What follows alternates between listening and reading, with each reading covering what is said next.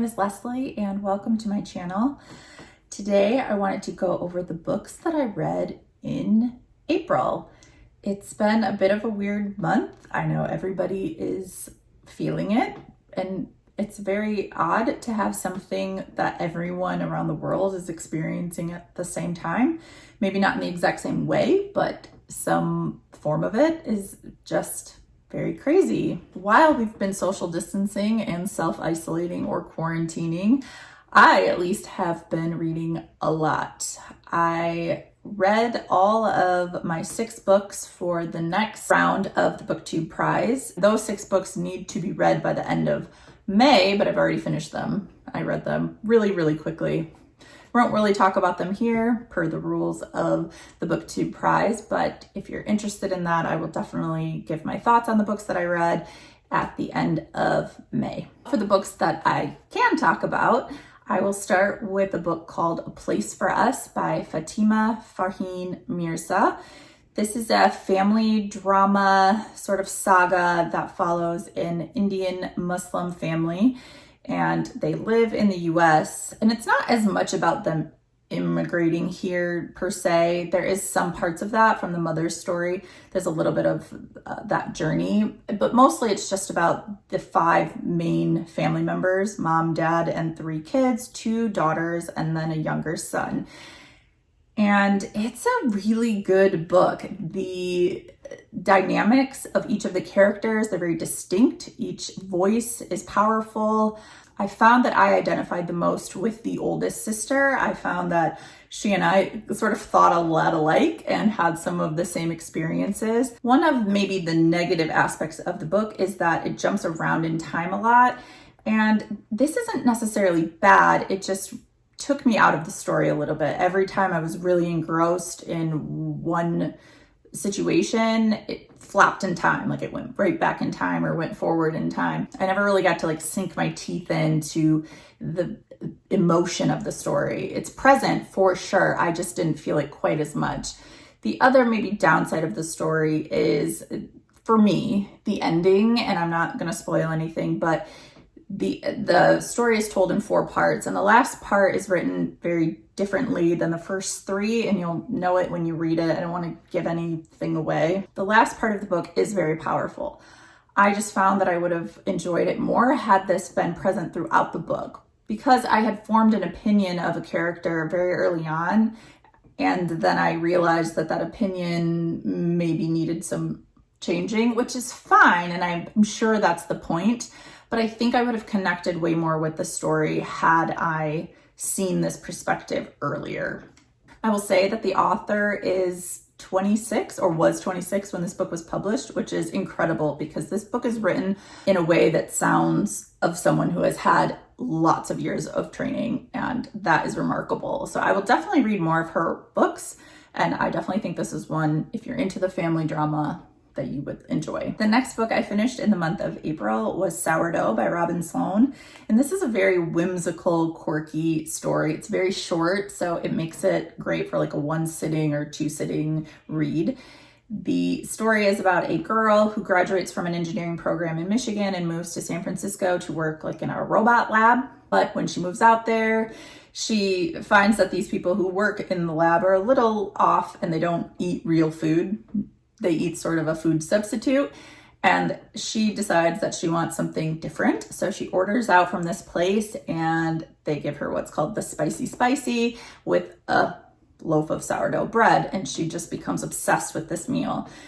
Then the shop that she orders from decides that they are closing down and they're moving back to their country. They want her to have the sourdough starter and to take care of it, and they give her specific instructions, and it goes from there.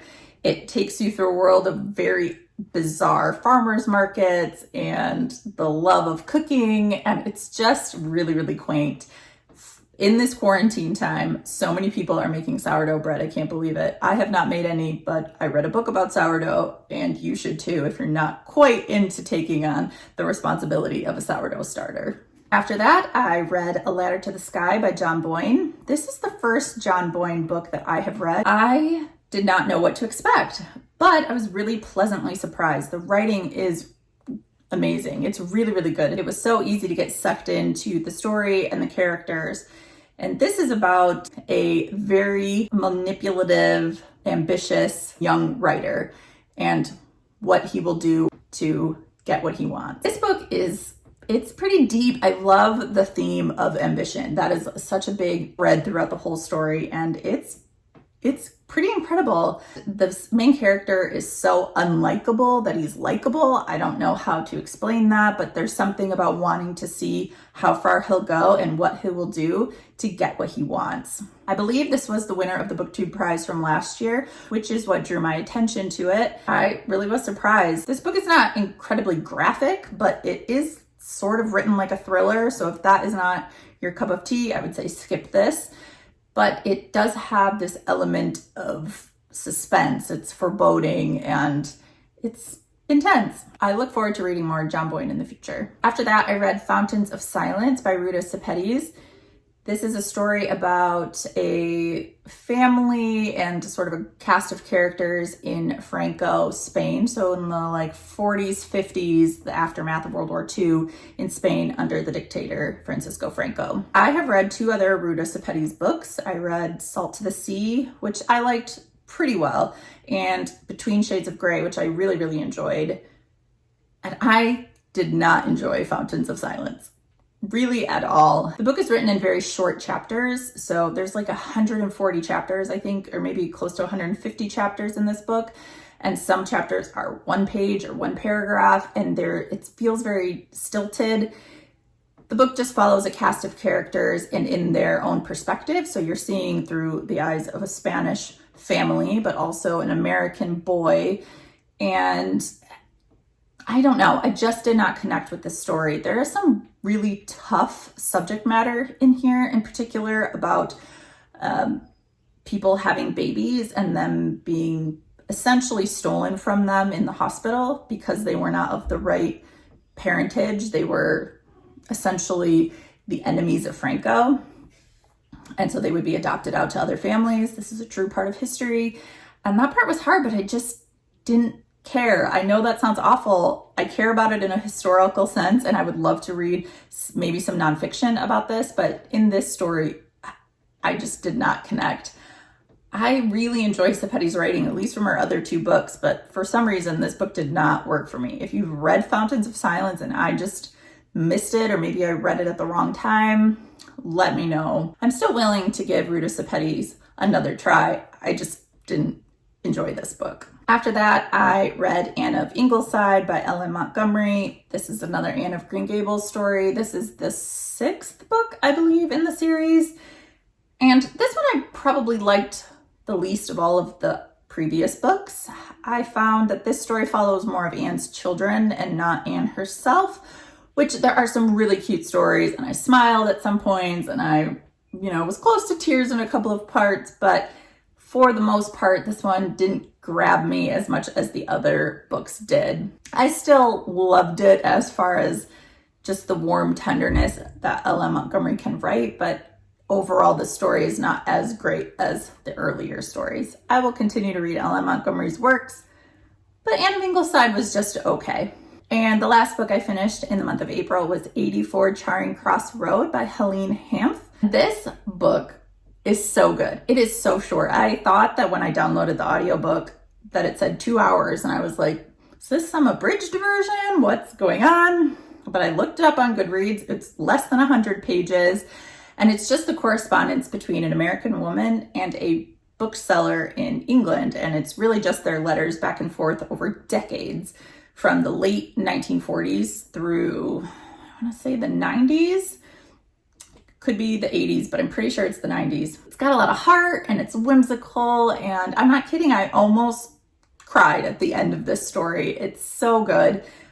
If you like epistolary novels, so novels that are written in letters, this is obviously nonfiction because it's actually the correspondence between two real people, but it was just so heartwarming. I really recommend it. It's so nice, and I wish I had a pen pal because this sounds amazing. And those are the books that I read in the month of April. I had a pretty great reading month. I mean, if you count those books plus the other 6 that I listened to or the BookTube prize, I read a ton. I have one that I'm almost done with. I might finish it today. We will see, but I'll talk about it in my May wrap up. And I hope you had a great month. I hope you're hanging in there. We're gonna get through this together until we are able to sort of enjoy life out in the public again. Let's keep reading. Bye.